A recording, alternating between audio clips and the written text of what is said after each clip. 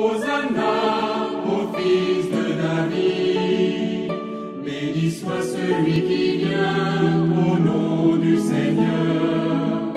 Hosanna au plus haut des cieux, Hosanna au plus haut des cieux, Hosanna au plus haut des cieux, Hosanna au plus haut des cieux.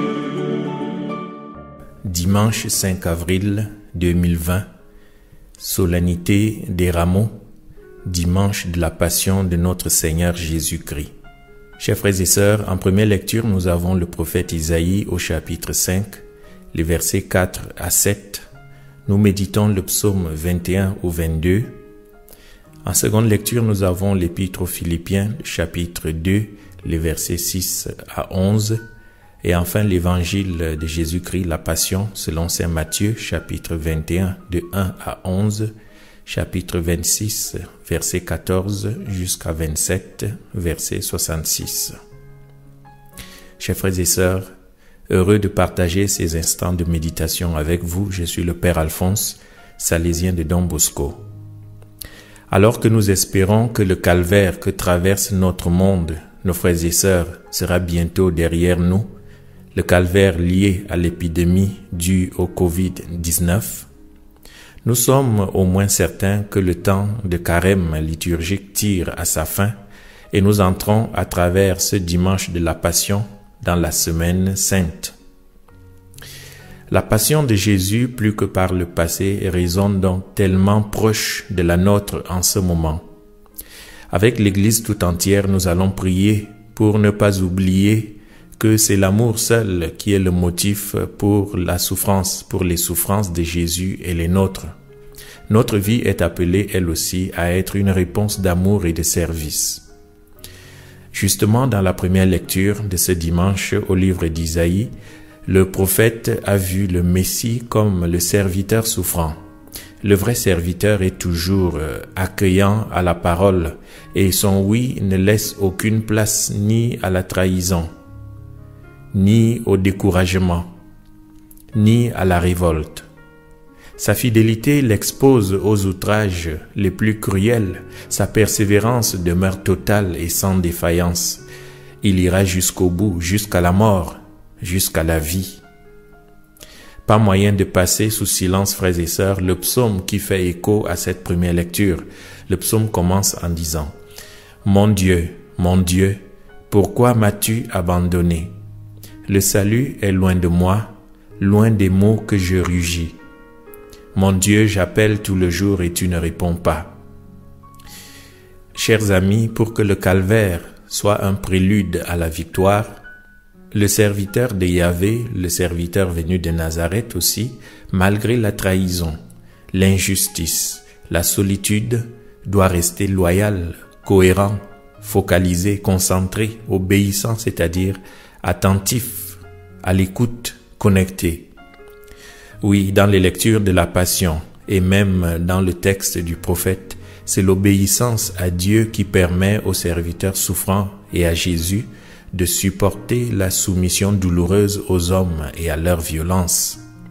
La foi du serviteur Jésus apparaît comme une fidélité si radicale à Dieu et une solidarité avec les hommes qu'il rachète le mal par le bien. La Passion, selon saint Matthieu, un récit avant tout christologique. En effet, Jésus est au centre du récit en tant que figure hiératique qui domine les événements avec l'autorité même du Seigneur. Ce sera encore plus frappant dans la version de saint Jean.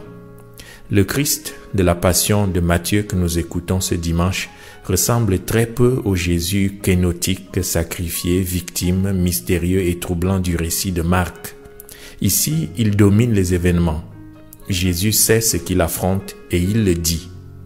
À la lumière de cette connaissance, les efforts de Judas et les complots de ses adversaires pour l'arrêter sont réduits, presque ridiculisés. En vérité, nous comprenons que ce qui est accompli dans la Passion est le plan de Dieu manifesté dans les Écritures. Il y a une correspondance impressionnante entre les détails même insignifiants et les textes bibliques. C'est pour Matthieu l'occasion de montrer que la passion va bien au-delà d'un simple jugement injuste et scandaleux autour d'un certain 7 avril de l'an 30. Elle a un fondement méta-historique, c'est l'accomplissement dramatique de l'histoire de Dieu avec l'humanité. L'incomparable autorité de Jésus est due à sa connaissance et à son acceptation de la volonté divine, en d'autres termes, à son obéissance aux Écritures. Toujours attentif à l'accomplissement des Écritures, Matthieu l'est encore plus dans le récit culminant de l'Évangile. La seigneurie dont Jésus fait preuve, en particulier quand il prend soin de donner le sens des événements pour avertir, pour corriger, comme on voit les 2 premiers versets de ce chapitre 26 et au verset 52 à 54. Cette seigneurie est accompagnée de son obéissance. Jésus apparaît donc comme le serviteur de Yahvé. Et ici on reprend Isaïe 53, 12. Il apparaît comme le juste, c'est-à-dire celui qui ne cherche pas sa propre volonté, mais qui accomplit la volonté du Père. Et enfin, Jésus apparaît comme le Fils de Dieu. C'est une expression qui indique une communion totale de volonté et d'action avec le Père, avec Yahvé. Chers amis, on parle souvent de la dimension ecclésiale de l'évangile de Matthieu. La communauté à laquelle s'adresse l'évangile de Matthieu a certainement besoin d'être fortifiée dans la foi et encouragée dans le contexte d'hostilité, pour se découvrir dans sa pauvreté et sa petitesse comme destinataire du royaume de Dieu. Communauté désormais ouverte aux non-juifs, elle voit dans l'intervention divine, ici on fait allusion au rêve de la femme de Pilate qui était païenne, un antécédent de l'ouverture universaliste qui caractérisera la communauté chrétienne ainsi qu'une église qui sera dite catholique, autrement dit ouverte à tous et sans aucun critère discriminatoire. Mais la passion de Jésus est aussi un jugement sur Israël, en particulier sur ses chefs religieux, ses prêtres et ses anciens. C'est ce que dit le chapitre 27 au verset 20. Comment peut-on oublier une expression que Matthieu place dans la bouche de tout le peuple? Que son sang soit sur nous et sur nos enfants. Matthieu 27, 25. Faisons rapidement 2 remarques. Tout d'abord, cette déclaration ne se trouve que dans l'évangile de Matthieu.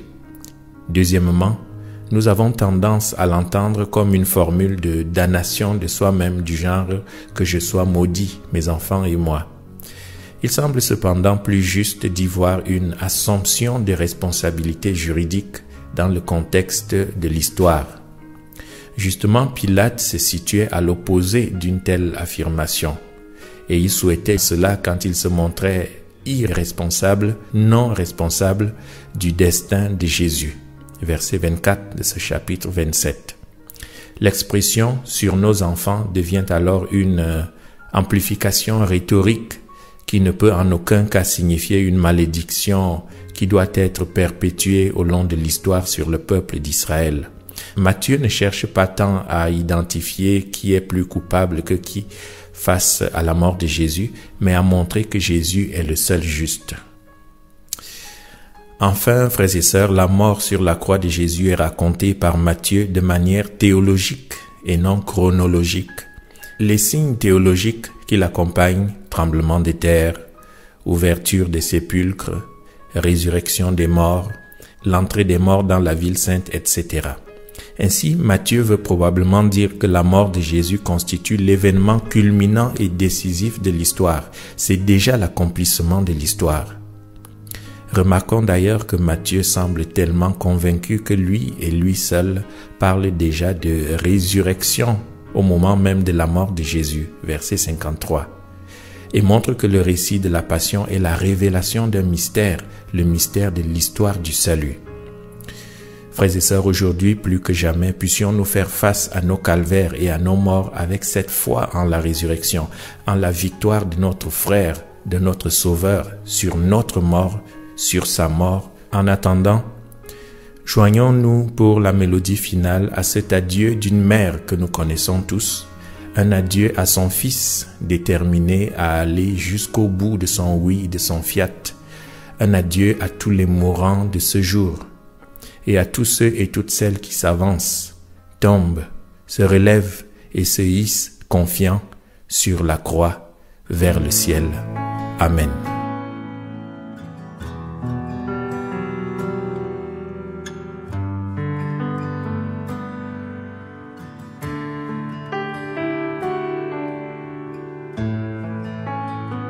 Sur la croix vers le ciel, sur le bois l'édifice, c'est mon fils. Sur ses bras qui ruissellent, sous le poids du supplice, c'est mon fils. Dans les pas de ton Père, dans la soie qui te tisse, va mon fils. Dans le froid qui te serre,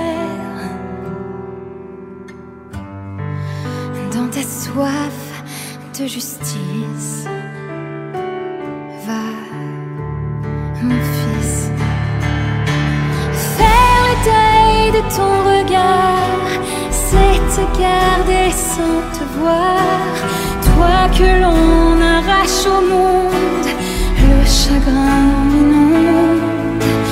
Faire le deuil de ces moments où nous avions tout le temps de vivre pour tous les deux, en s'en remettant à Dieu.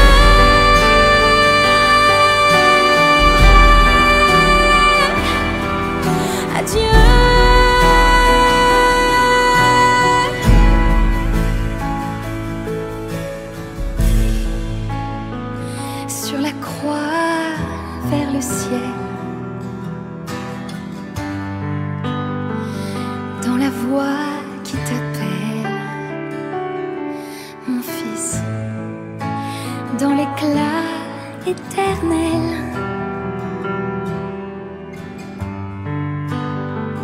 pour que tout s'accomplisse, va, mon fils. De ton regard, c'est te garder sans te voir. Toi que l'on arrache au monde, le chagrin m'inonde.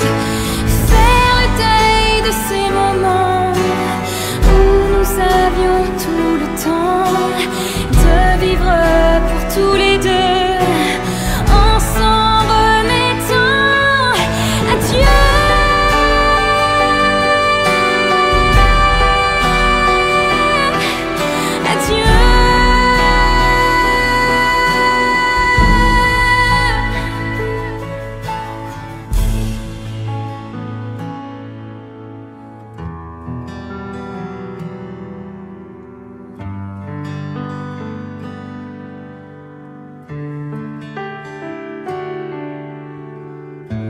Mon enfant, ce que nous étions d'amour,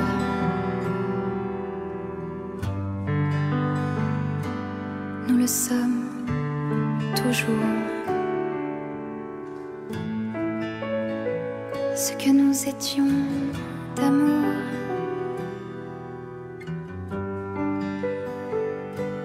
nous le sommes toujours. Toujours.